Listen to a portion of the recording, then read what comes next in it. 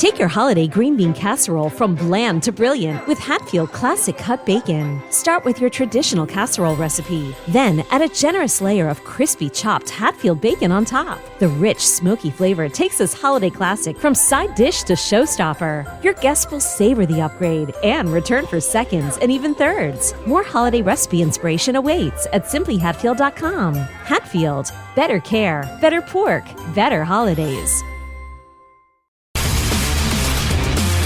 And now it's time for No Pucks Given with Dan Kingerski of Pittsburgh Hockey Now. Penguin Scoops locker room buzz and straight-up analysis. No fluff, all hockey. Now, here's Dan. Well, it is a No Pucks Given. Hi, I'm Dan Kingerski. It is Monday, December 22nd. This is episode, let's call it 43, although I've never bothered to count. I'm really going to hit about 3.5 topics on this podcast, and hopefully you're enjoying your holidays, whether Hanukkah, Christmas. I think they're all fun to celebrate, so hopefully you're enjoying yours. The 3 topics I really want to get to. What did the win on Sunday mean in a big picture for the Pittsburgh Penguins? What did that win mean? What does it signify? Where do they go from here? Well, we'll get to that. I suppose I don't have a lot to add to the Sidney Crosby hype train, right? I knew last night when he broke the record, the questions I actually had for him were pertaining to the game. I knew I wasn't going to get those questions into the scrum, so I sort of let the hoi polloi have their turn and kind of get there. What did it feel like? How great was it? You're great. Tell us how great you are. The basic media questions that the athletes have to deal with. But I think it's important to sort of talk about the core and what comes next. I mean, I think a lot of this is what comes next. Someone said to me this morning, he felt like the Penguins were at an impasse. So I think it's important. A lot of the stuff is happening right now, but where do they go next? Because this is uncharted territory for a lot of Penguins fans. It's been 25 years, 23 years since Penguins fans didn't know where things were going. So I understand that uncertainty, those questions. I think everything that happens and everything that they do, everything that's talked about gets put really in that context and that frame. So we're going to talk about Sidney Crosby, but also Chris Letang, Evgeny Malkin. I think now that Crosby is the all-time Penguins leading scorer, we can really have, probably dig into that conversation a little better. And third topic, the trade chatter. It's picking back up, but it's not about who the Penguins might acquire. It's about who the Penguins might trade. That's all on deck for No Pucks Given. And I've noticed the NHL Network likes the topic or the name of the show. They actually had a segment. Someone sent me a picture called No Pucks Given. I was like, wait a second. I think I know that title. So NHL Network, if you're listening, a little love, if you're going to use our podcast title, would in fact be lovely. No one's going to sue, but, come on, get your own title. So let's talk about, before I get into the 3 topics, our YouTube page was full of comments about Dan Muse after the Saturday loss. On Twitter or on X last night, I was getting kind of bombarded with anti-Dan Muse stuff. And I can only surmise that people are really dumb. Like, absolutely, holy crap, dumb to be 35 games into someone's tenure in which the team actually has a winning record, has surprised everyone. They hit a rough patch. Granted, it was a real rough patch. Wasn't historic by any means. but it was rough. Oh, fire the coach. And it's just like, I'm reminded of Winston Churchill's saying, hang on, let me get it to, a fanatic is one who can't change his mind, but can't change the subject. And then, of course, one troll has to sort of try to poke at me. I can only assume they wanted a reaction because they don't get any love at home or abroad.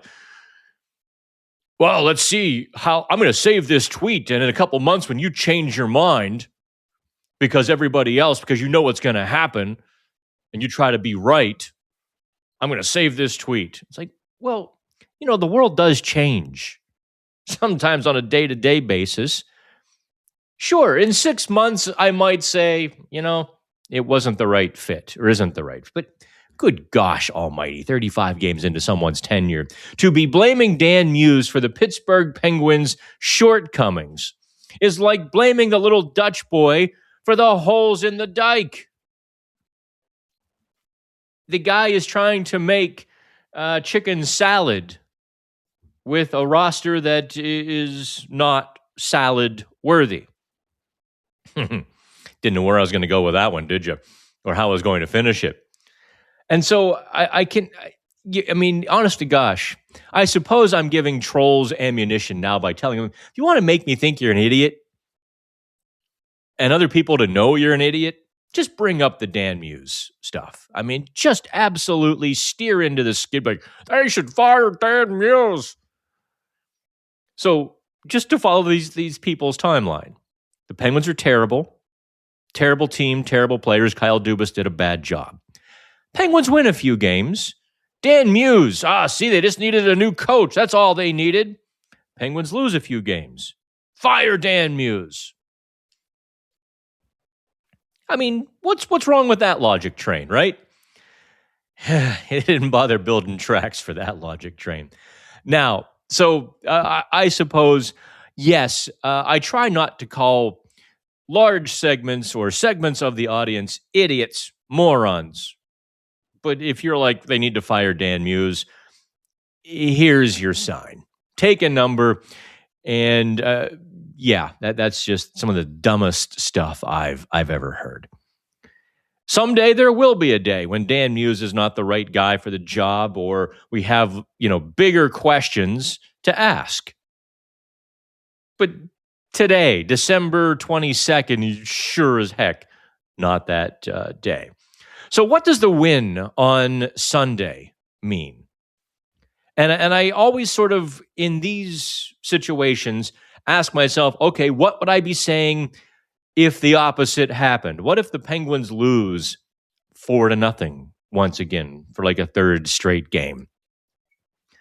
And the simple answer is I would say on Monday morning what I said on Saturday night after the Penguins lost.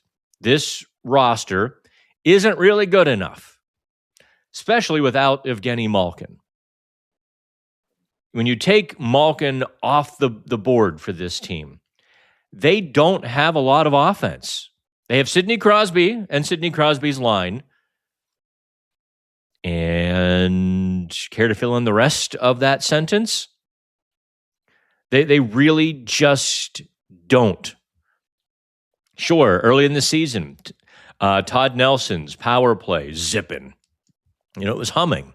Now that it's not humming, although they got a power play goal last night, they're still staying in that 30%, 31% range.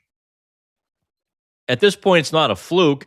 I suspect they'll drop into the mid-20s because,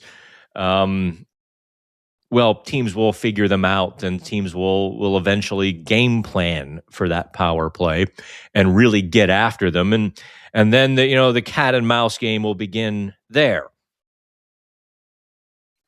But you take the best goaltender away, the power play isn't going to click at 35% forever, and gee, Willikers. What does the win mean, though? Because the Penguins did pull it all together for one night. They played probably their best game in Well, I suppose 2 weeks, because you can't count the Utah game, which they led 4-1, or who did they have the 5-1 lead against? It all blurs together at this point. But they pulled it together for 65 minutes and a shootout. They played Montreal step for step. Montreal's a faster team. They play faster. They're younger. Let's presume they're a little hungrier at this point, because you just see Montreal get after it in all phases. If Montreal had better goaltending this season, they wouldn't be 19-12-4. They would be like 23-9-4 or 25, and they would be top of the league and being talked about as a Stanley Cup contender. So the Penguins go step for step with them, and how they did it. And this is why the win is so important. And this is why I'm talking about a singular game on a podcast that you might hear on Friday. Because that singular game really pulled back the curtain on several Penguins factors. First of all, that they do care. The worst thing I see is, you need to wake them up. You need to shake the team up. They need to yell. They need to, break things. They need to flip tables. I understand fans get frustrated. But to ever say that a player is being nonchalant or doesn't care, or it is the silliest. I guess it is a transition, or a transposing rather, a fan frustration with the internal realities.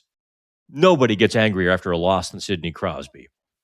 But also, Brian Rust and Chris Letang and these guys, they're not out there just to collect a paycheck, and you don't need to wake them up.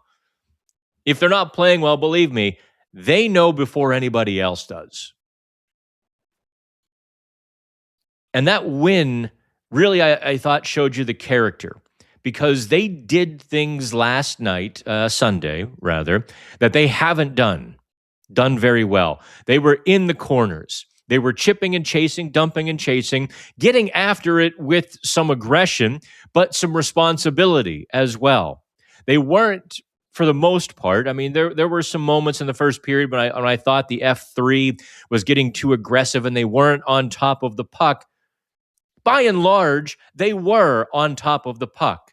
And when it all sort of dialed in, they took away the time and the space of the fleet-footed Montreal Canadiens defensemen. So they were able to extend zone time by simply taking the puck away, winning those puck battles. Also, as part of that little bit of grit that they had Sunday, they went to the net front. Good gosh almighty. The heavens parted. The Mormon Tabernacle Choir was singing Alleluia. They did it. They finally actually spent time in front of the opposing net. They didn't just go there, get shoved away, and cycle out. They weren't shooting from the perimeter while the goalie could see. Well, Dobes could see. Jacob Dobes, the Montreal goalie. Sure, it helped that they didn't face Montreal's number one goalie, but Dobes has had plenty of success this season. Not a schlub is Dobes. And by doing that, by getting to that simple, gritty sort of game, that allowed the team to stack shifts. Pressure, keep building pressure. That is undeniably what they had been missing for the last several games at least. And even when they were blowing leads, what they didn't do with the lead was stack shifts. They didn't play simply or gritty. They were, actually, I have no idea what they were doing. They were holding on for dear life. They didn't possess the puck and make the other team fight to take it back. And they didn't make the other teams play 200 feet. I suppose as a subset to all of this, you notice the absolute lack of turnovers. There were a couple. Ville Koivunen had one that, it actually wasn't scored as a turnover because the Penguins' quick little back check, I think it was Mantha, picked a stick Otherwise, it was like a 2-0 that was about to develop. We should, we've talked about Koivunen. We talked about Koivunen on the live chat on Friday. Take your holiday green bean casserole from bland to brilliant with Hatfield Classic Cut Bacon. Start with your traditional casserole recipe. Then add a generous layer of crispy chopped Hatfield bacon on top. The rich, smoky flavor takes this holiday classic from side dish to showstopper. Your guests will savor the upgrade and return for seconds and even thirds. More holiday recipe inspiration awaits at simplyhatfield.com. Hatfield, better care, better pork, better holidays. Friday and so forth. The lack of turnovers meant that Montreal didn't have a short ice, and they didn't have speed, and that speed counterattack against helpless defensemen with like deer in the headlights, like, how do I defend three guys racing at me? That wasn't happening by and large. Sure, every game has a few of those moments, but it wasn't happening. So you put all of that together, and the Penguins had a good chance to win. Then you put Arturs Silovs, who probably played his best game since October. Although he was, I believe that was him in Dallas. Yeah, because they lost in a shootout. Ergo, that was Arturs Silovs. And the Artie Party was really good Sunday. He stopped when he needed to stop. He made a few saves that he shouldn't have made. I'll tell you what, the team likes him. The team really does. I think the team really likes their goaltenders on a personal sort of level. Now, Silovs, his media availabilities, I can understand why you haven't, necessarily grabbed on, because he doesn't speak the language as a first language, and he keeps his media comments very, very simple and very vague and short. It's not the Artie Party in the locker room when we're talking to him, but the team likes him. Make no mistake about it. They don't even call him, anything but Artie at this point. Going forward now, that game in Toronto on Tuesday, before the 4 or 5 day holiday break, becomes huge. The Toronto Maple Leafs stink. Craig Berube, coach, on the hot seat. The Toronto media is turning up the heat to level 10. That goose is roasting. The Penguins have to play well. Toronto has been a chamber of horrors for them. They gave up a 3-goal lead earlier this season. I go back to December 17th, 2023, which was really the bubble-bursting moment. Hockey night in Canada. The Penguins still clinging to the notion that they're better than they are. Everything is going sideways for them.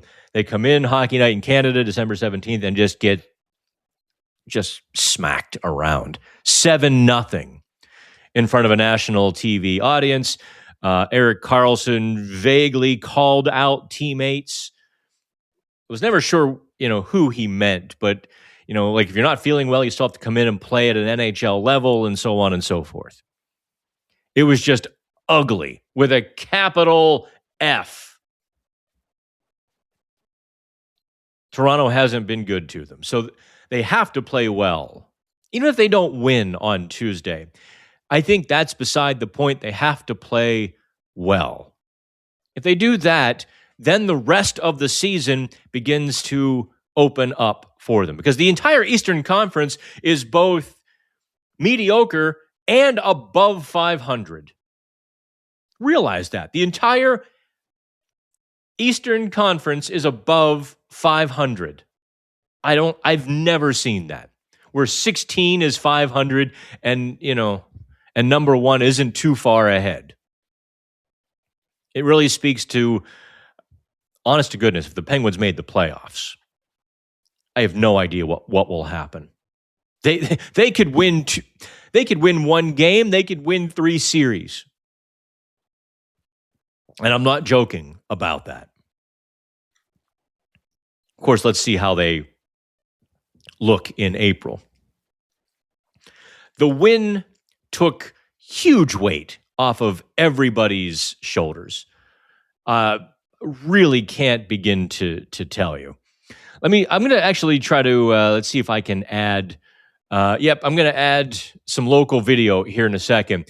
I felt like for once, I asked the right question at the right time. Oh, there it is. Yeah, I kind of chopped it for you. Dan, not just a win, but a win in a shootout. What does that mean for the group? It means a lot. Yeah, we haven't done it yet. Yeah, honestly, I mean, it's a matter of time. I think it's like it's been a tough couple of weeks. And it's been tough, and then you go back. Every game's been a little bit different, but it is. It's just. Honestly, when you go through these types of stretches, that's just a reality of it. They're hard, and it's emotional, and these guys care. They care a lot. They want to win. They're driven to win, and so it's you have a stretch like this. It's just, and even you go into last night. I thought we did a lot of good things, and it was one of those games where it's like. He's just going to have to, you did the things that, were asked, you did the things that you said you were going to do, and we're just going to, somehow you're going to have to dig a little bit more because we're not going to give it to you yet. And that was the way it felt. And so I think it was almost only fitting that, we kind of come out of a tough couple of weeks with the shootout win, something that, has obviously been an area that we wanted to get better at, that we've worked at. It was awesome for Artie too. I think he obviously, it's an area that he's been working on a lot. And so, yeah, it's, to kind of come out of that in that fashion, I think it means a lot for the group, and I think it's going to be really important for the group. Now, I muted the sound for just a second because he dropped an F-bomb. And you notice, he didn't even break stride with it. He said, it blanking wears on you. And it really has. That losing streak was really tough on everybody. And they were all wearing it because they lost games in every conceivable fashion, having goals taken away, playing terrible, playing well, and hitting the glass with scoring chances. Lost leads. It was really a treasure trove of how to lose games. They wrote a book in 2 weeks on that. So they can now all breathe easier. And that's probably the biggest thing that the win from Sunday means. It's a whole reset. Let's go to, someone said to me Monday morning. Now, Monday morning, I did the Plum High School Telethon. If you'd like to donate to the Make-A-Wish Foundation and do so in the Plum name, go to the Plum School District's website. They've got a big thing on there. I'm like, I forget what the address was, because it was kind of a bunch of little letters. But just Google Plum High School. Go donate to Make-A-Wish. And it really is. I did their annual telethon Monday morning, and someone asked me, or someone said to me rather, they need their next generational player. And I sort of chuckled. That's the way it's been in Pittsburgh, hasn't it? From Mario to Yager, kind of back to Mario, to Sid. Can I tell you a little secret, though, as we wrap up the conversation that included Sidney Crosby? There isn't going to be another one. Okay, most likely not going to be another one. Probably not going to be another one. And Penguins fans are going to have to learn how to like hockey without a number one center doing ridiculous things and winning Hart trophies, winning Art Ross trophies, winning Rocket Richard trophies, and generally being thought of as the absolute best. This is how the rest of the world lives. The rest of the hockey world lives, is having to actually like a team for the team rather than a favorite player. Oh, my favorite player is better than your favorite. Oh, Malkin's better than Crosby. Oh, Crosby's better than Malkin. And those having factions hate each other and all that was, remember how stupid that was? I mean, the players used to kind of laugh about it. not with you. They're like, what? Are these people, are they nuts?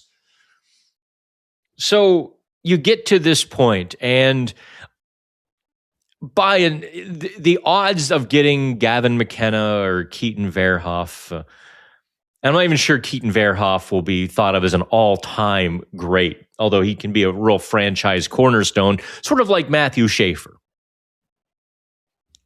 And I don't know that McKenna is an all-time great in waiting either.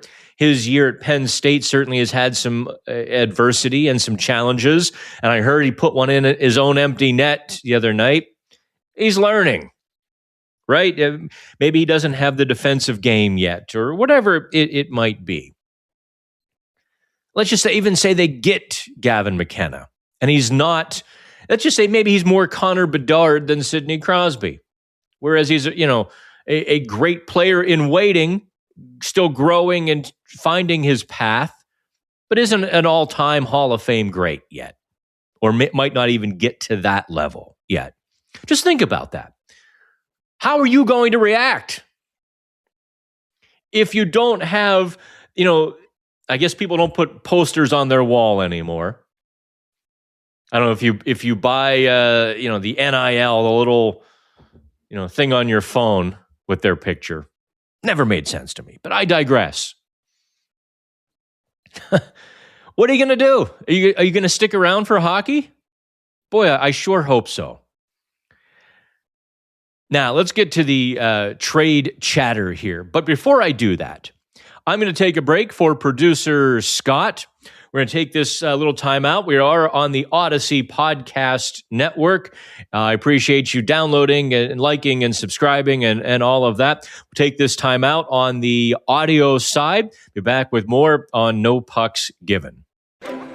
Take your holiday green bean casserole from bland to brilliant with Hatfield Classic Cut Bacon. Start with your traditional casserole recipe. Then add a generous layer of crispy chopped Hatfield bacon on top. The rich, smoky flavor takes this holiday classic from side dish to showstopper. Your guests will savor the upgrade and return for seconds and even thirds. More holiday recipe inspiration awaits at simplyhatfield.com. Hatfield, better care, better pork, better holidays.